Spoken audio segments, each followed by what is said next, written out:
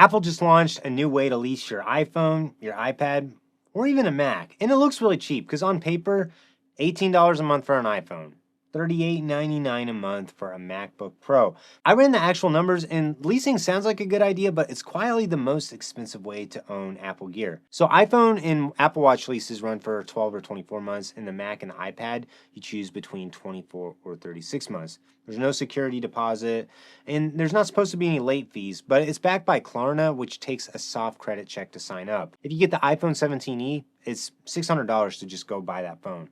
If you lease it for 24 months at $18 a month, you paid about $431.76 by the end, which is $167 short of what the actual purchase price would be.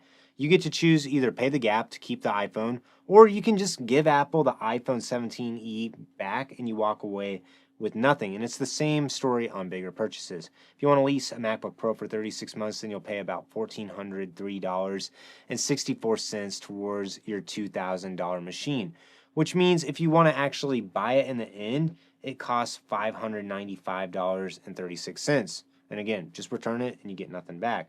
If you do a shorter term version of it, it's the same story. If you lease the same MacBook Pro for 24 months at $54 a month, then you paid $1,295.76, which is still $703.24 owed if you want to keep it. iPad Pro also follows the same pattern. 36 months, $24.99. That gets you to $899.64 paid, about $300 more to buy it out at the end. When you go to lease a product, you can also trade one of your existing devices in, but the end of the lease is kind of interesting because if you did that trade in, your payments will actually go up for up to 6 months if you continue to make those payments, or you can also choose to just buy it outright. There's also some mention that there could be possible fees from Klarna if the device is returned not in good condition. Another interesting option is you can end the lease early on it, but you still owe whatever's left on your remaining payments to do it.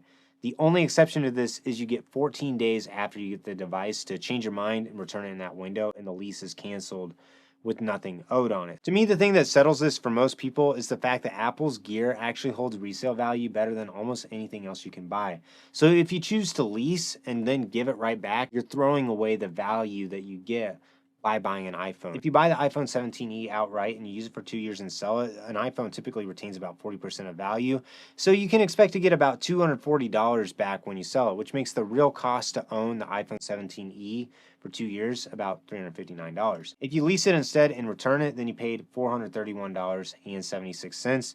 And you don't have anything to sell. iPhone 17e deal doesn't sound too bad to me though, because you only lose about $80 on it and you don't have to deal with the hassle of trading it or selling it online. With the MacBook Pro, it's a little bit more of a dramatic example because Apple Silicon MacBooks hold about 40 to 50% of their value. So the net cost to you for that $2,000 computer is about $1,100. You can still expect to get about $900 for a used MacBook Pro even a couple years after you've used it. So the net cost to lease and return a MacBook Pro would be about $1,403. And if you just bought it and then you sold it for $900 at the end of the day, you would expect it to cost you about $1,100 to own it, or $300 less than just leasing and returning it. So leasing definitely loses to buying and reselling from a strictly financial state. There's really only one exception, and this is the most interesting part of this whole program. With the car lease, it usually sets the end of term buyout high so that the monthly payment looks smaller, and then the company banks on you walking away without ever paying for it. Apple kind of built this program backwards though, because the buyout on that MacBook Pro we previously talked about would be about $595.36, which is cheaper than what a 3-year-old M series Mac would typically sell for used. And the same pattern shows up on the iPhone and the iPad numbers. So if you choose to lease and then buy it out at the end of the day, you're going to walk away owning a machine that's worth more than you just spent to get it. So why does Apple even offer this deal that favors the customer on paper? The answer to this is because when an upgrade is available, almost no one keeps the old device. Most people will return the device out of habit or just roll straight into a new lease for the next model that's come out.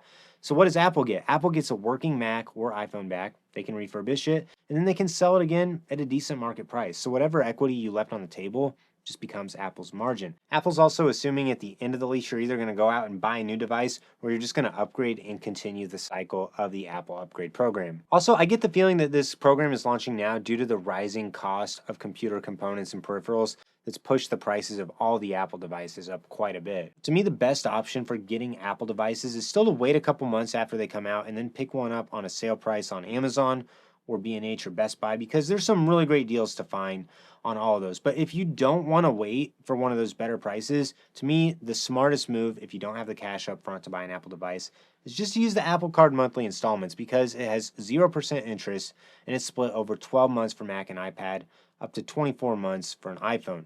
This means that you still own the device the whole entire time. There's no return to deal with at the end. There's no buyout and no gap. The total cost is very predictable. It's exactly the sticker price, just spread out, and you can track all of it through the Apple Wallet, and you still get the 3% cash back with the Apple 0% financing. This is functionally the same as buying outright with the same resale value later. It's the same net cost. The only requirement to doing this is having an Apple Card. So if you're the kind of person who keeps your gear for a few years and then you sell before the next upgrade while carefully weighing out if the new features are worth buying, if you're keeping something for 3 to 5 years, I really recommend just buy it outright or use the 0% financing. To me, that's still the best option. To me, Apple Upgrade only makes sense in one case. If you genuinely want a new device every year or two and you just can't be bothered with the hassle of selling the old device yourself. That's the only way it makes sense, because otherwise you might as well just buy it out at the end or get it with the 12 months 0% financing and get the 3% cash back through the Apple Card. If you do end up leasing anything, make sure you mark the buyout date on your calendar. Don't let it roll into a month-to-month extension, and don't reflexively return the device. You need to check what a used one is actually selling for first, because the buyout price might actually be the best deal in the entire Apple Upgrade program. So what do you think? Are you going to use the Apple Upgrade program for anything, or are you going to stick to buying on Amazon, B&H, or using your Apple Card? Let me know in the comments below what you think. Like this video, subscribe to the channel for more upcoming Mac and Apple content.